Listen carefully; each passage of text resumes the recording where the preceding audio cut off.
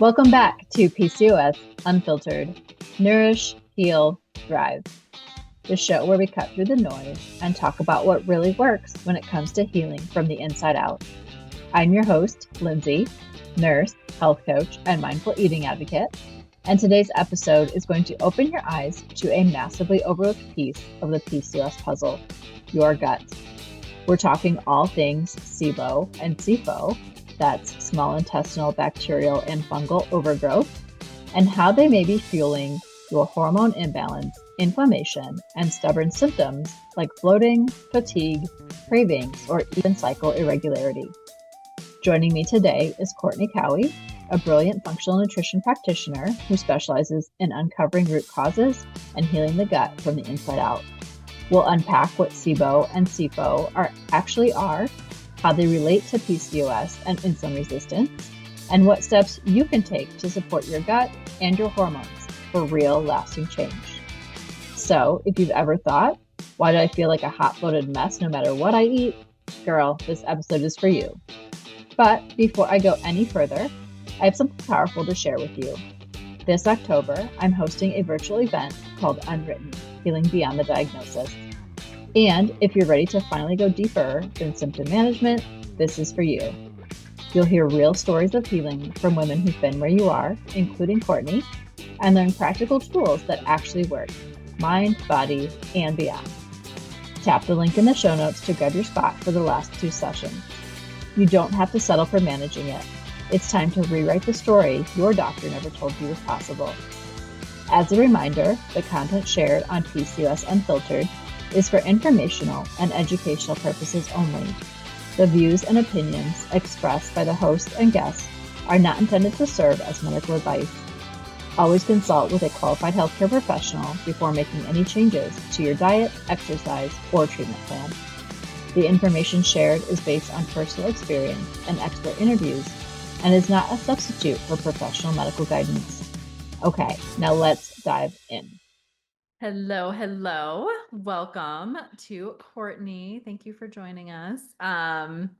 Courtney specializes in IBS, and we're going to specifically be talking about SIBO today. So some of you may not even know SIBO and SIFO, what that is. So we are going to get into all of that, how it kind of ties into hormones and PCOS.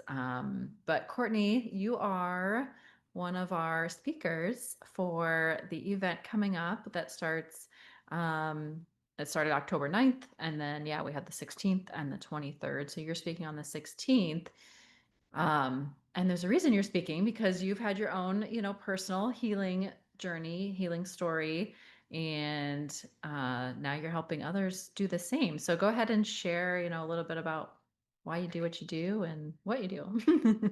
Oh, well, thanks, Lindsay. Thanks for having me on. So, yeah, this could be a very long story. So, I'll try to give you the Cliff Notes version here. But, my story with gut health, makes sense, right? This is the area of specialty that I eventually went into, but it goes all the way back to childhood for me. And really, as a kid, I was pretty healthy, super active. Growing up in the Midwest, we have YMCA's all over the place. And so, we were always at the Y doing different stuff. And so, in some ways, as a kid, it wouldn't have even registered with me that I have health issues, quote unquote, right? But what was abnormal looking back is I would get these regular stomach aches. I feel like they were maybe once a week, at least once every few weeks. And certainly by the time I was like hitting sixth, seventh, eighth grade, and it could have been coinciding with the onset of puberty, right? Because we'll bring in kind of the hormone component to all this. I'm sure that accelerated the problem somewhat, but I would come home from school and feel so bloated and have so much stomach pain.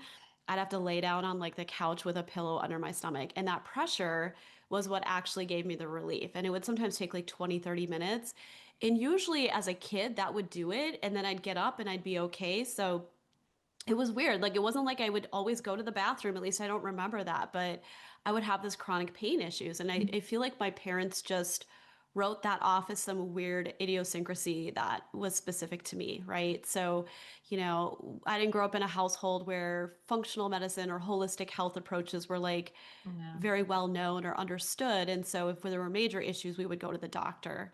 And so fast forward, like through my teenage years, the same issue kind of continued. And then once I got into my 20s and I was in college, especially, um, I was a college athlete. I was an athlete all through my teenage years as well. And this is going to kind of evolve in the hormone direction here for a minute, but I was doing lightweight rowing for University of Wisconsin, which was a pretty intense sport. And, for people listening that aren't familiar with lightweight rowing, especially, it's similar to wrestling, where like you have women trying to make this weigh-in of 130 pounds or less.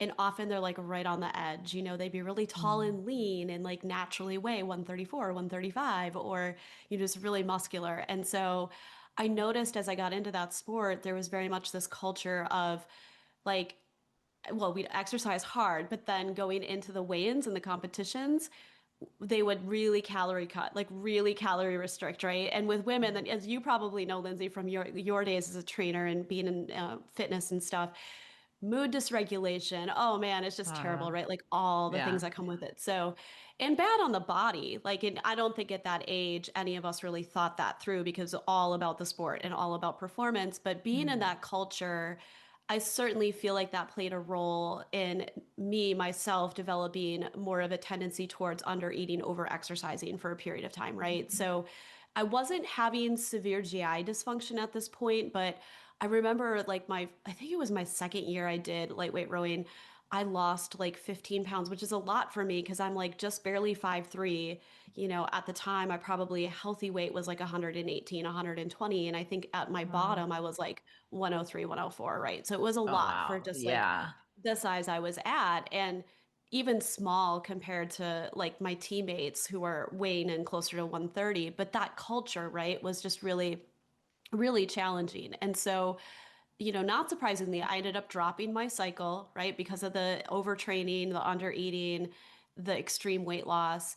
And Mm. it wasn't right at that point in time, but eventually within the next few years, I started to have a lot more severe GI upset. And I feel like that period of high intensity training and messing with my calories and restricting and all of that was a huge piece that set the foundation of weakness. And then I went and studied abroad in like places like Japan and Belgium and got exposed to different foods, which it was great at the time, but obviously opens the door for potential parasites and God knows what, Oh, right? yeah. And then the stress of all that life change and who knows what it was, probably maybe me just hitting a point in my 20s where my body was just a little bit old enough now to have more breakdown. I started to by my mid 20s have these bouts of like loose stool and urgency. I was still having the ongoing stomach aches and cramping as well, but this like bowel irregularity piece was like for the first time kind of happening. And I never, like linking back, I don't remember having an acute food poisoning or, what I suspected as a parasite exposure, but I'm sure there were probably some things there that I didn't realize, right? Like, and there's no way to go back that far in Oh, time yeah. to like validate that. But some things in combination set the stage for that whole breakdown that was to follow. And for the rest of my 20s, it would kind of ebb and flow. I'd have periods of time where it was worse, periods of time where it was better. And then I actually went over to Japan as a graduate student in my late 20s, came back after I graduated graduate school, and was still having some GI dysfunction. Now that's another story too. I won't go too deep into that. But when I got back, when I got back to the States, it was bad enough and I was scared enough. I finally went into a GI doc for the first time and I was like 29 years old at this point. And the doctor decided to do a full workup, full endoscopy, colonoscopy, the whole 9 yards. She even did like barium swallow and some other more rare Yeah. testing and stuff on me. But what is interesting, Lindsay, is in all of this, I don't ever remember her checking me for either carrying the celiac genes. She probably did check for like through the upper endoscopy for villi damage, which is kind of your classic gold standard for celiac disease Mm. diagnosis. But she didn't check the genetics, and never coming out of any of this did she ever make mention of like you should avoid wheat, right? So she did all these workups, nothing abnormal was found, right? Not uncommon with IBS. Sent home with like Yeah. a recommendation for a line probiotic. I don't even know if they make that anymore. Like, I, I did that for a Mm, while, but and interestingly, I think I was still in that phase of like things would kind of naturally get better and then they kind of backslide. And so after that, I just remember things getting to a more normal place for a while. And it really wasn't until my early 30s, a few years later, that things really broke down again, but like much more majorly. And I think it was just this accumulation of more life stressors. Like later on in those next few years that followed, a lot of what happened was more emotional, mental stress things like I ended up separating from my first husband. I had had my first child. I was a newly single mom. I had retrained as a bodywork therapist and was trying to build a business for the first time. And I think all of those stressors really compounded to basically set the stage even more for like major GI disruption. And then on top of that, like, I wasn't aware of what to do to help myself from a dietary standpoint. So things just kind of blew up again on me in my early 30s. yeah. And this time it was really bad. Like I remember running to the bathroom like 8, 9, 10 times a day and day after day after day. And like getting Wow. majorly afraid. Yeah. And I Yeah. even went in to ask the GI doc, like the same GI doc I saw years ago. I was like, I'm back, and I didn't particularly love her the first time around, but the second time around was a terrible experience. Like, and I think this is also so common for a lot of women who go in and struggle with these issues is when you've been through the rounds of all this testing and then they find nothing wrong, it can Hmm. often frustrate the doctors too because they have nothing to offer you. And in worst case scenarios, like this happened for me, the doctor will visibly get upset and almost imply it's in your head or it's because of your stress or something like that. And so I remember walking out of her office really upset because she really had nothing to offer me. And she's just like, I think you need to see a dietitian. And I might have even been at the point where I was already starting my nutrition therapy education. So I was like, is she crazy? This is not just food based. Like I already eat pretty well. I had started to make quite a few changes with my diet. So that was what really, for me, was the big jumping off point into the holistic health world and just deciding like, conventional medicine is not going to figure this out. I'm wasting my time. This is bad enough. I need to get some answers. And so that was essentially what started me on the path. And even though I started with the Nutrition Therapy Association program to become a nutrition therapy practitioner, I also then started seeking out different functionally trained and nutritionally trained practitioners to work with myself. And every single person was helpful and gave me a piece that got me the next part of the way down the path. But what was really interesting was thinking back, like the journey was actually much more complex than I would have thought. And as I went down that road, I ended up uncovering I had, toxic exposure and, carried the genes for mold susceptibility and had been living in a moldy home, probably multiple moldy Oh my residents, like gosh. Yeah. just lots of crazy stuff that even today, if I were to work with a client like myself, that would be considered much more complex, type of IBS situation than just your standard, oh, you've got some gut dysbiosis or bacterial imbalances and food sensitivity issues. We can Hmm. totally remedy that, right? So it was interesting, but it really propelled me then to go further and further and further and really understand all of these factors that can influence IBS deeper and deeper because I had to go through them myself. And so Yeah. in that process, where I initially started was trying to understand SIBO as a condition, right? Because that was something I was aware kept recurring. And in some cases, I would either take rifaximin, which is one of the classically prescribed antibiotics for it, and totally not respond, right? And it's like, well, why is that not working? And then, I could not figure out like, why do I always have it and is it not clearing? And so Hmm. that launched me into Allison Seebecker's SIBO Pro course, which she was newly creating at the time. And it was a great training and really gave me a good understanding. But realizing that was actually just the stepping stone that took me to, next was like the mold toxicity and then eventually Lyme disease and tick-borne illness. So it was really just interesting to kind of see that whole thing play out. But Yeah. long story short, yes, it sent me down a path. I ended up acquiring a lot of training and knowledge about all of these things and then really getting into functional testing and trying to assess for various different root causes that could be at the root of IBS and IBD cases. So Um, yeah, yeah. that's my story in a nutshell. But no, I mean, I appreciate you sharing that because I do feel like so many women, and especially women with PCOS, they do. I mean, just even in general with traditional medicine, I mean, you brought up a good point because the doctors get frustrated too because they're just not trained to really go for the root cause, Exactly. of a condition or of the symptoms that you're having. And so, yeah, they get frustrated, you get frustrated, they kind of brush you off. They say you need to see, yeah, some other, a dietitian or maybe even like a psychiatrist or something like that. Because, like you mentioned, yeah, they start thinking, is it all in your head? They're just kind of trained for that band-aid solution, unfortunately. Yeah. And so, yeah, I mean, I feel like so many women can relate in some form to your story. So I really appreciate you sharing that. Yeah. So, kind of diving in now more to SIBO and SIFO. Can you Mhm. just, yeah, explain more as to what that is and kind of how they differ a little bit? Yeah, absolutely. So SIBO stands for small intestinal bacteria overgrowth. SIFO is small intestinal fungal overgrowth. And what's so interesting about both of those conditions is they often coexist, and we don't always know if SIFO is present, particularly fungal overgrowth in the small intestine. There are definitely ways to assess for whether or not somebody's got a fungal load in the GI system or systemically. However, there are definitely gold standard ways to assess for SIBO. And believe it or not, Lindsay, actually the gold standard is upper endoscopy, like looking at sampling of Uh, bacterial overgrowth in the GI. hmm. However, the lactulose breath test is really considered the real, like in today's standards, the functional like gold standard for checking for And SIBO. yeah, and And without much an more, invasive procedure. Yeah. yes, Yeah. less invasive, much more accessible. Obviously, GI doctors can run these tests as well as functionally trained practitioners, so that's a good thing. Um, just in terms of, I guess, before we get into the testing, just to explain kind of like really what is small intestinal bacteria overgrowth, like why is that a problem, right? Mhm.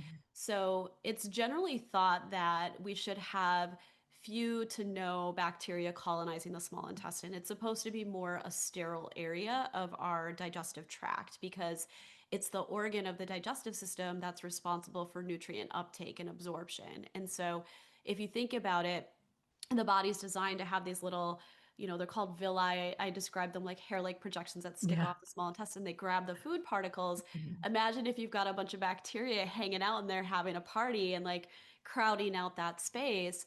First of all, they're going to get those food particles and eat them and ferment them before your body's actually going to be able to uptake them and absorb them. And that's the biggest problem that actually we see with SIBO that can then lead to all these downstream symptoms and problems in the body.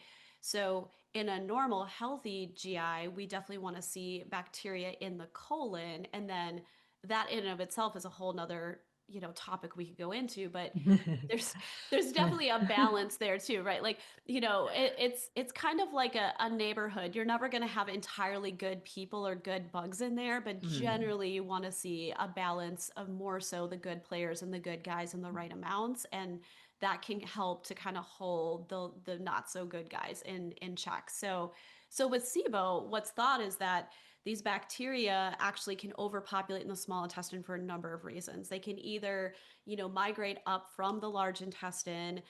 Some thinking around that is that there could be cases where the ileocecal valve, which is kind of this little flap that closes between the small and large intestine, can get stuck open, and then that can allow these bugs to kind of migrate up.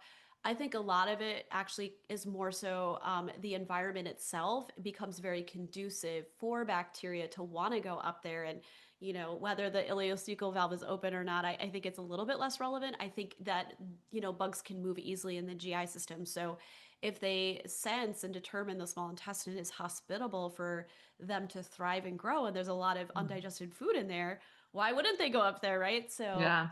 So that's one theory. And then the other direction down is also a possibility. And I see this all the time when I do functional stool testing on clients, where if they're not breaking their food down, meaning they're not producing enough stomach acid, enough digestive enzymes, or they have really poor quality bile, that can also allow for undigested food particles to make it into the small intestine and again become this perfect breeding ground for bacterial overgrowth. And so it can kind of happen, from both directions, if you will.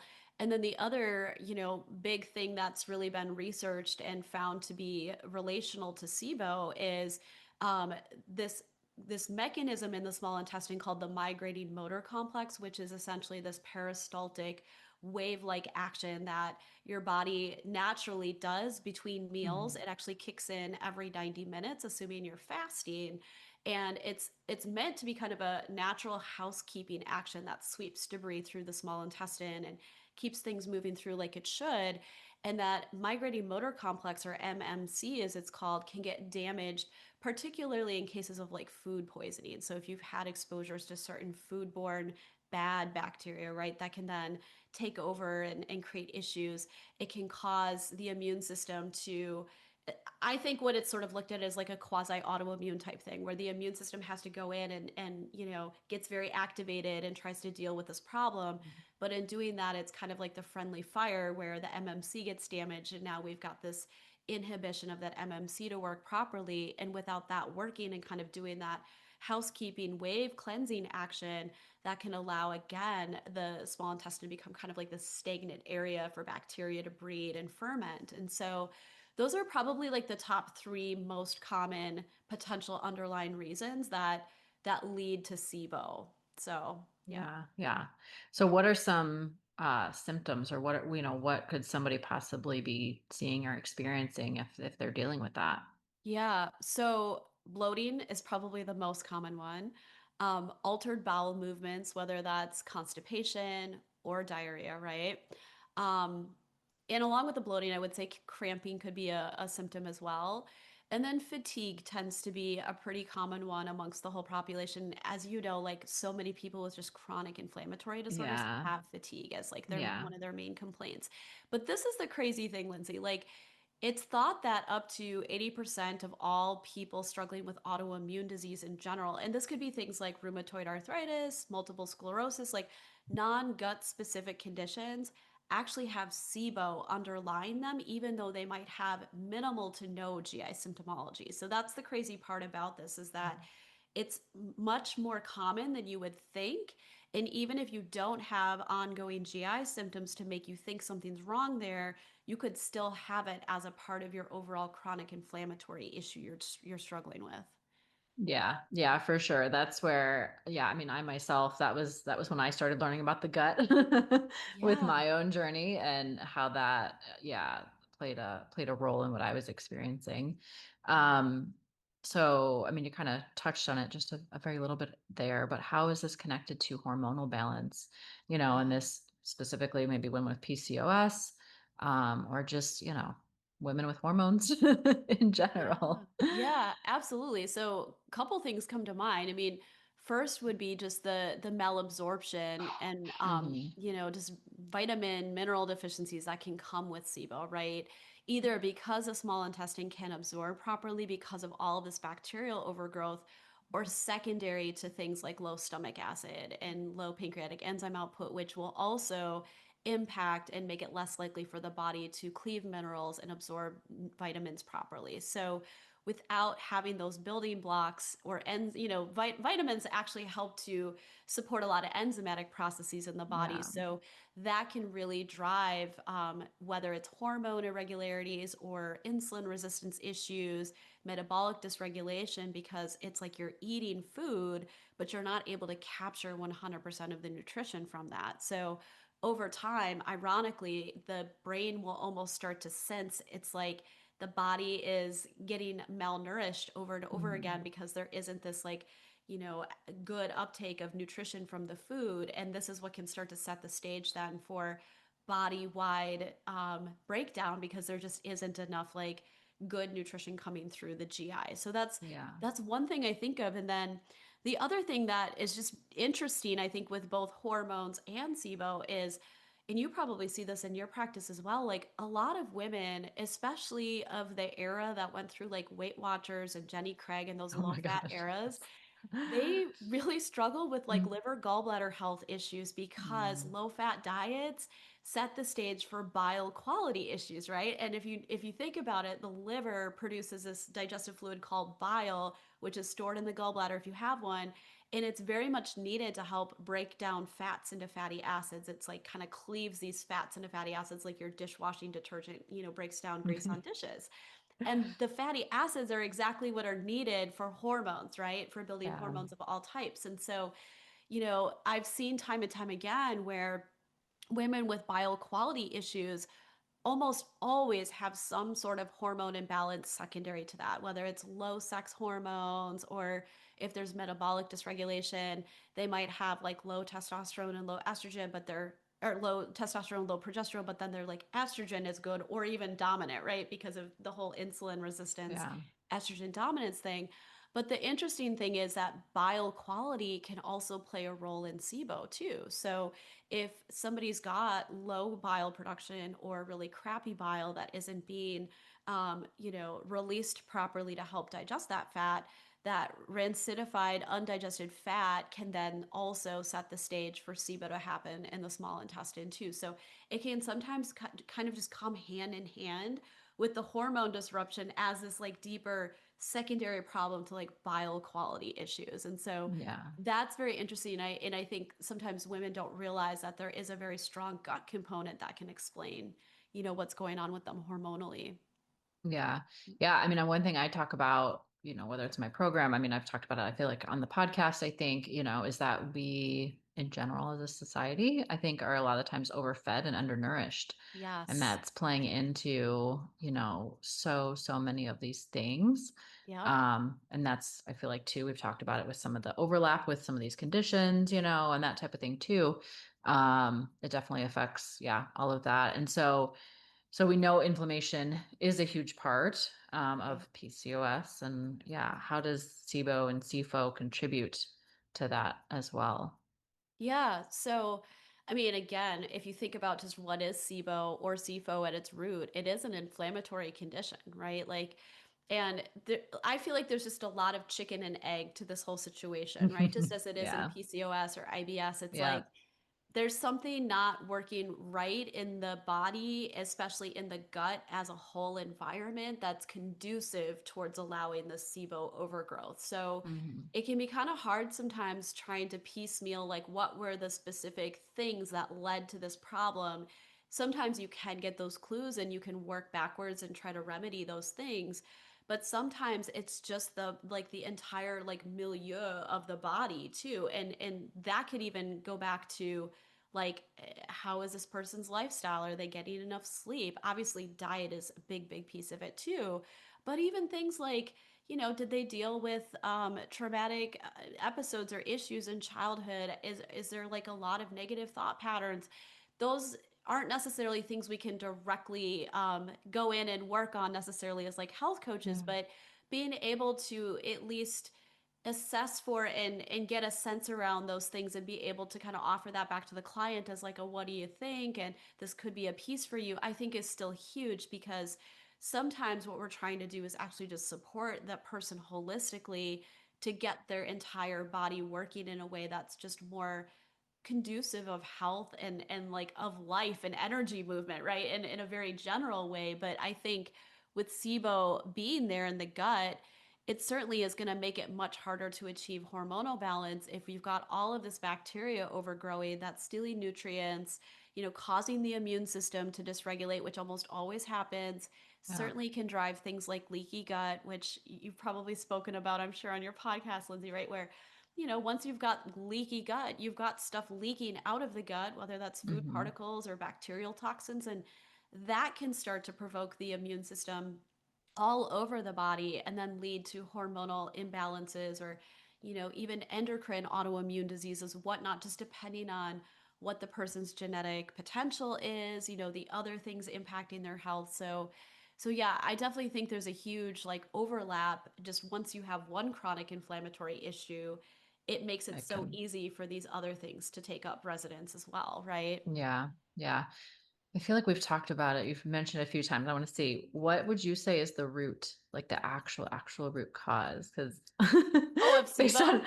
yeah, I'm based on Yeah. what you've said a few times. I'm like thinking, okay, yeah. So what would you say is the root cause a lot of the Well, times that you so see? the root, I think almost always there's some degree of digestive weakness. Like that's almost always a piece of it. And I think, again, it's not like we can just say it's this and not that, but I do think that what goes along with it, when you look at statistically how many people with autoimmune conditions have it, it's also just like inflammation, right? Like just this system-wide tendency of this person to have autoimmune activity, to have immune dysregulation. That's really what inflammation is. It's the immune system Mm. creating friendly fire in the body, or going in to try to repair things, but in a way that there's a lot of breakdown happening, right? And Yeah. repair needed. So, that's where the deeper question of, well, like, what's causing that has to be asked That's what I was too. just going to ask. That was my follow-up question. Yeah. Yeah, because I Yeah. feel like we've mentioned stress a few times, and I Yeah. feel like that plays a big role. I feel like I see it, as well with a lot of clients. Yeah. I mean, people I talk to, personal experience, that's where that stress really, really comes in. So Yeah. I don't know if you're seeing a lot of that as well. Yeah, definitely, definitely.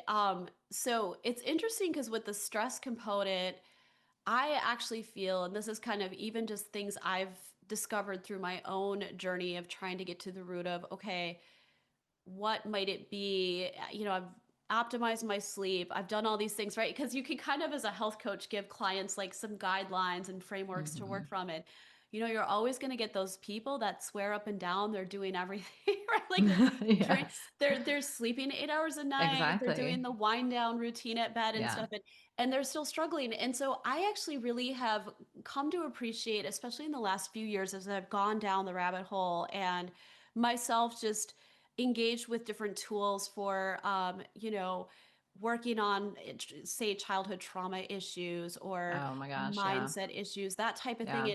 And it's really interesting because there's, like, most of us are pretty high functioning individuals in the world, and I think most people that are seeking these types of solutions are pretty high functioning individuals, but there's no real baseline for like normal, Lindsay, right? Like Hmm. there's normal and there's optimal, right? But how many Yeah. people walking around had optimal early child experiences or growing up experiences? Like, where's the baseline for that, right? Yeah. And I think it kind of gets down to this level of just depending on, your family context, and a lot of the stuff also gets inherited and passed down generation to generation.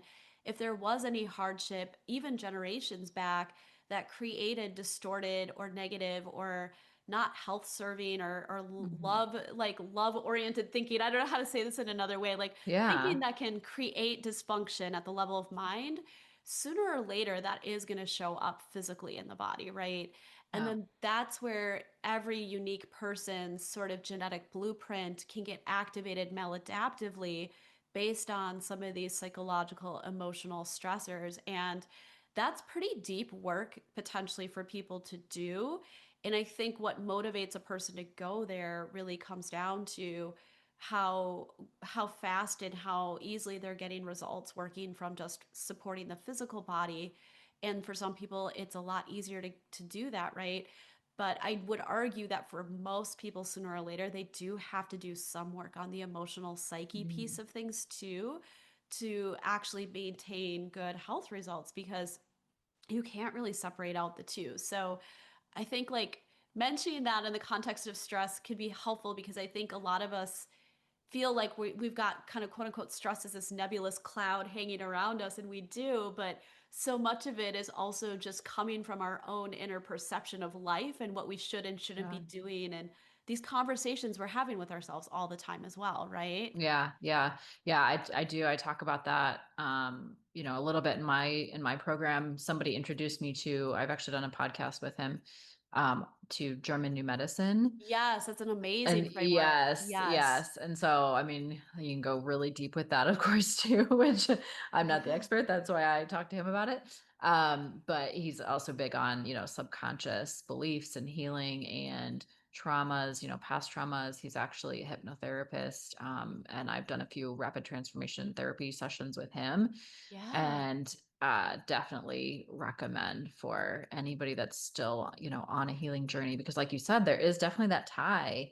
And you even mentioned the genetic, component as well too, because I don't know about you, we haven't really fully talked about this, but I mean, yeah, genetics play a role, but it's a small role Very a lot of small the times. role. And like you kind of mentioned, they have to be activated, and so Yes. that's one thing like I've learned recently as well. I'm like, okay, what's activating this gene though? Because Exactly. again, you think like everything's great, I feel fine, this is like the best I've probably felt in years, Exactly. but there's still something that could be activating that gene. So yeah, you do like gene testing as well, I'm assuming, in your practice? I can do it, Lindsay, but I haven't done a lot of it just because I feel like it gets too into the weeds and it can sometimes take the focus too much off of the mind body healing work, in my opinion, to the Exactly. exclusion of focusing overly on genes. Like Yeah. certain things like MTHFR genetic testing, or it doesn't even have to be genetic testing, but certain lab tests I run will give an indication of whether or not that SNP is present and if it's functioning Mhm. at capacity or low. Yes, if I see signs that this person is a low methylator, do I want to support them with extra vitamin B12 and folate? For sure, I will do that, right? But I think it can be, and I've seen actually clients come to me with like extensive focus they've had on genetic testing with other practitioners and then super confused because they're like, did all this genetic testing and I have and the practitioner didn't really have a plan to deal, like, what do you do It's with it? like, yeah, It's not yeah. actionable really, right? Yeah, yeah. Yeah. My GYN has recommended me getting some genetic testing for some cancers that run in my family, but I'm like, but what am I going to do with that information? That's I'm exactly like, it. I feel like I'm doing a lot of the right things. Like, I know how to take care of myself. Unfortunately, she kind of said, well, it's not about taking care of yourself, but Yeah. anyways, Yeah. but yeah, I'm like, okay, what am I going to do with that information? I have had a few like genetic tests done recently that have given Yeah. us some more answers, but that's been after like 5 years, of like Yeah. really doing some deep dive in some things, and some things have changed. So yeah, I completely agree. I mean, it's definitely, you have to think, what are you doing with that information? Right. What is it changing? Because ultimately you really still have to look at the big picture and not focus on, yeah, the genetics Yeah. so much. Wow, how eye-opening was that? Gut health is often the missing piece when it comes to healing PCOS from the root. And today's conversation with Courtney shed light on how SIBO and SIFO could be secretly sabotaging your progress, even when you're doing all the right things. If this episode struck a chord or made you think, wow, this might be me, don't ignore that inner nudge. If you want to learn more from Courtney, check out all her info in the show notes to get her tips, resources, and programs. Healing your gut can be the key to finally unlocking balanced hormones, better energy, and a body that actually works with you, not against you. If today's episode spoke to you, just imagine what's waiting for you inside Unwritten. This event is raw, real, and so full of hope, with speakers who get it, tools that help, and a community that truly understands. Click the link in the show notes to join us. Your story is not over, it's just unwritten. Thanks again for tuning in to another episode of PCOS Unfiltered. I'll see you next time when we continue exploring real strategies for healing, nourishing, and thriving from the inside out.